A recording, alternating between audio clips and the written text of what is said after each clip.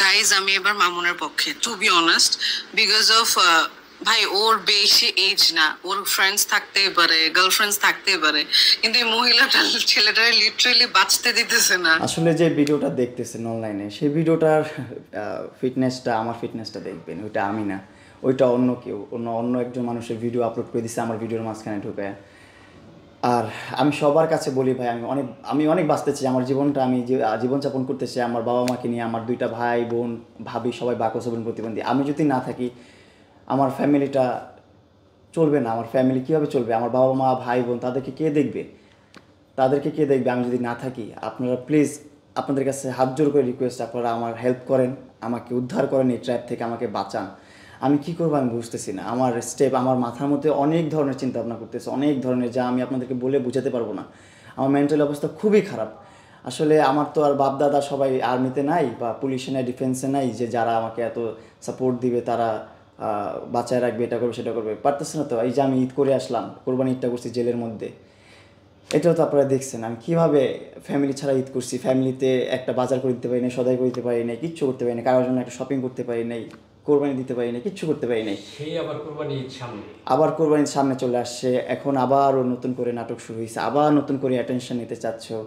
ও post করতেছে, video করতেছে, live করতেছে, ও চায় শুধু অ্যাটেনশন, ও শুধু অ্যাটেনশন চায়, ও অ্যাটেনশন ছাড়া আর কিচ্ছু চায় না ভাই। আর আমি অ্যাটেনশন চাই না ভাই, আমি ভাই পেজ টেজ প্রয়োজন দরকার নাই। সোশ্যাল মিডিয়াতে যদি আপনারা বলেন যে ভাই না তুই সোশ্যাল মিডিয়া থেকে চলে যা, আমি চলে যাও ভাই, তারপর আমার এই ট্র্যাপ থেকে বাঁচান, আমি সাধারণ জীবনযাপন করবো, তো আমার এই ট্র্যাপ থেকে বাঁচান ভাই, ওর হাত থেকে বাঁচান, আমি সোশ্যাল মিডিয়া ছেড়ে দেবো প্রয়োজনে, সমস্যা নেই ভাই। তো স্বাভাবিক হতেই পারতো, ওর মতো অবস্থা আমার হতে পারতো। ওর বাসায় আমার লাইভে দেখবেন একটা কর্নারে ও চাকু লুকায় রাখছে, আমি ওটা রিভিল করে দেখাইছি। আমার আপু গেছে তারপর বাসায়, আমার বোন যে আমাকে নিয়ে চলে আসছে, তো সাথে সাথে চলে আসছি। দেন কালের কণ্ঠ, তারপর আরও অনেক সাংবাদিক ভাইরা আসছিলো, তাদের সাথেও গল্প করলাম অনেকক্ষণ সকাল সকাল।